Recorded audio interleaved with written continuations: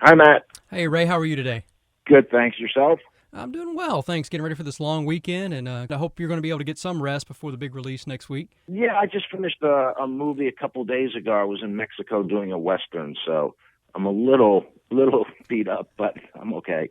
Good. Well, that's a far cry from what we're going to talk about today. Obviously, Yes. the identical you play Reese Wade. Now, I never judge a book by its cover, and I never judge an actor, obviously, by their role. Saying that, we see a softer side to you as you play Reese. I mean, he has his intense moments, obviously, but there is a little bit softer side. What do you think is more like you, the intensity or some of those softer, nurturing moments we see in this one?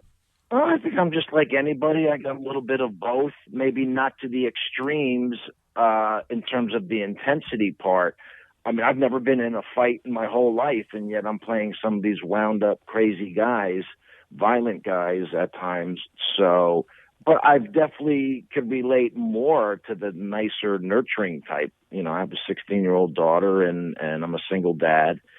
So, I like to think I'm a little mellower than the other parts I played.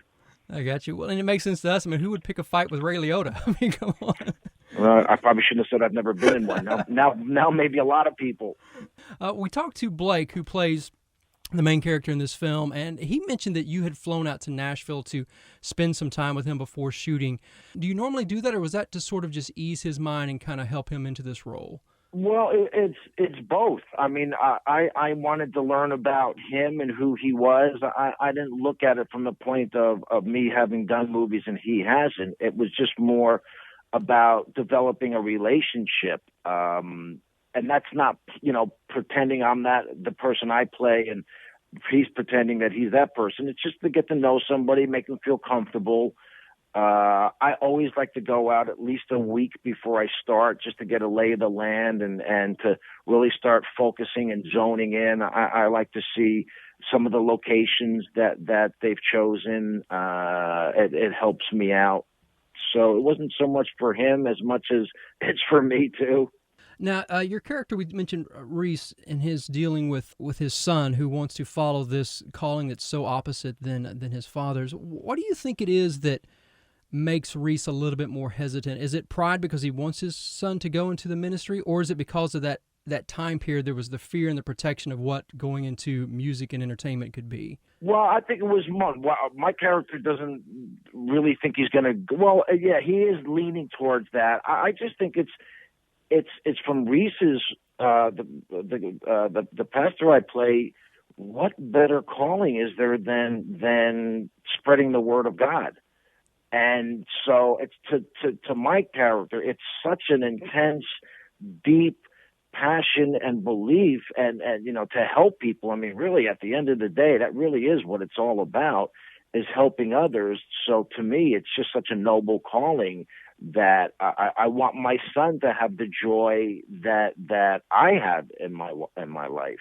Right, but that's interesting because in his calling to help nurture people and like you said, being a minister and a pastor to reach out, but at the same time, he's got this son right in front of him who has a desire and a passion, but he doesn't want to help him do that. Well, and what you learn at the end of it, and what most people who might be in a similar situation, you can lead a person to water, a horse to water, but you can't make him drink. You can't subject who you are on other people, even if it's your own kids.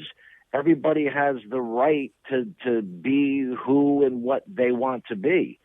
Some kids want to just go away because it is what their parents are doing. I don't want to have anything. My dad had a chain of automotive stores. To this day, I can't stand the smell of tires. I had to work there on weekends, but there was just no way I wanted to do that. I didn't even know I wanted to act. That's a whole other story. I got into that in college, but I knew I didn't want to do what my dad was doing. We talk about the PG rating of this film, which I'm kind of pleased they went with. It could have went a lot of different directions. It could have been campy. It could have done some sappy, sophomore humor, but it's really a heartwarming story of father and son and just following your passions.